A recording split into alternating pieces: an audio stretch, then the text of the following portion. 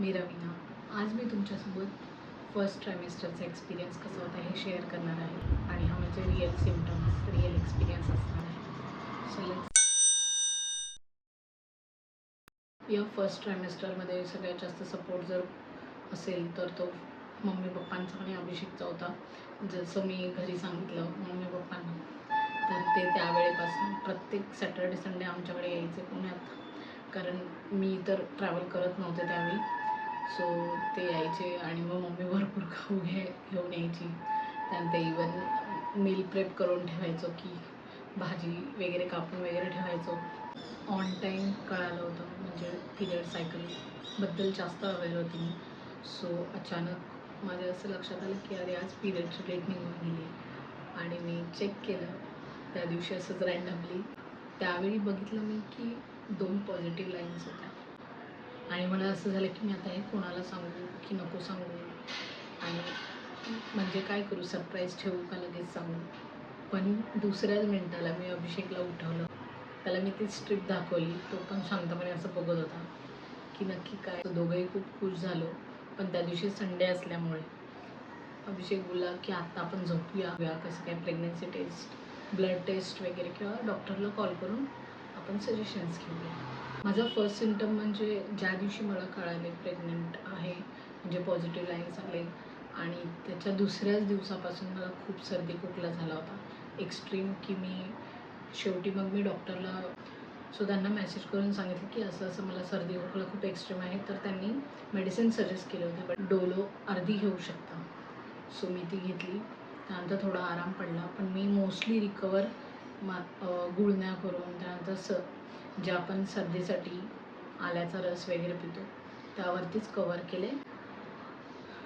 क्लिनिकमध्ये कॉल केला आम्ही की सोनोग्राफी वगैरे करायची कधी वगैरे.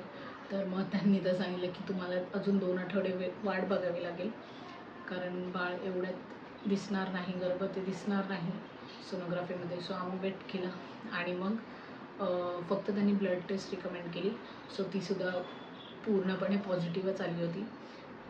आणि देन प्रीनॅटल विटॅमिन्स चालू केले होते, फॉलिक ॲसिड आणि B12, जे बेसिक आपल्या पिरियड्स केअरसाठी पण. अगदी दुसऱ्या तिसऱ्या दिवसापासूनच मला कोलगेटने एवढा त्रास व्हायला लागला की ब्रश करताना मला खूप मॉर्निंग सिकनेस, नॉझिया जे आपण बोलतो, कोलगेट जसं हातात घेतलं, जसं मी ब्रश करायला असं आत घ्यायची तर एवढं डेंजर मळमळायचं आणि एवढं बेकार उलट्या व्हायच्या, कोरड्या उलट्या, फक्त पाणी किंवा नॉर्मली फक्त असं वाटायचं की मळमळते.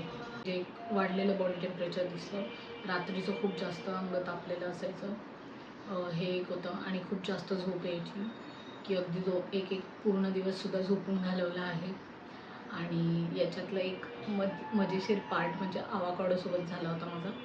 आवाकाडो टोस्ट सँडविच खायची खूप इच्छा होती, मागवलं वगैरे, आणि जेव्हा खायला बसली 1-2 पीस खाल्ले, दुसऱ्या पीसला जी बेकार उलटी झाली.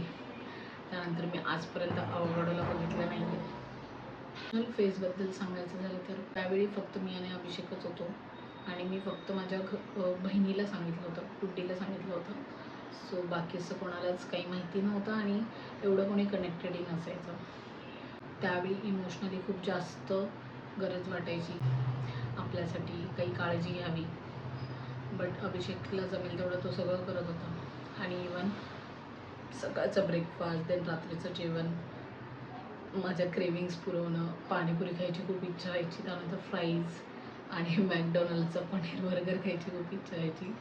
त्यानंतर संत्री मी प्रचंड खाल्ली आहेत, म्हणजे एकदम अतिशय आंबट त्यावेळी खाल्लं आहे. आणि ओव्हरऑल प्रेग्नन्सीमध्ये मी सगळी कामं केली आहेत. जसं बोलतात की हे करायचं नाही, ते करायचं नाही, खाली वाकायचं नाही वगैरे. पण होपफुली माझ्यासाठी काही चॅलेंजिंग नव्हतं, फक्त थकवा यायचा. पण मी त्या वेळेला तेवढा आराम करून परत स्टार्ट करायची काम करायला. आणि या सगळ्यामध्येच माझं बेकिंगचंसुद्धा काम चालू होतं. त्यामध्ये दिवाळीचे ऑर्डर्स, गणपतीचे मोदकचे ऑर्डर्स होते. सो ते सुद्धा मी कंप्लीट केले. आणि त्याच्यामध्ये मला अभिषेकने खूप सगळ्यात जास्त मदत केली. आणि ज्यावेळी मला खूप जास्त झोप यायची किंवा थकवा यायचा, सो मी मोस्टली बाहेरून ऑर्डर करायची किंवा मेसमधून ऑर्डर करायची. सोशल जजमेंट्स मिळाले होते की बाहेरचं खाते किंवा मैद्याचं खाते ना. सो जे काही होतं मी माझ्या बेबीसाठी आणि अभिषेककडे बघून करत होते आणि मी कोणत्याही याला रिस्पॉन्ससुद्धा केला नाही, कारण त्यावेळी ऑलरेडी मी इमोशनली खूप जास्त सेन्सिटिव्ह फील करते. तुम्हालासुद्धा फर्स्ट ट्रायमिस्टरबद्दल असे काही टफेस्ट पार्ट आले होते का ते नक्की शेअर करा. आणि हा प्रवास खूप पर्सनल आहे.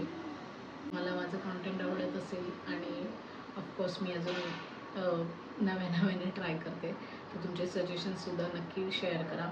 माझ्या यूट्यूब चॅनलला सबस्क्राईब नक्की करा. लाईक शेअर कमेंटमध्ये नक्की सांगा. थँक्यू.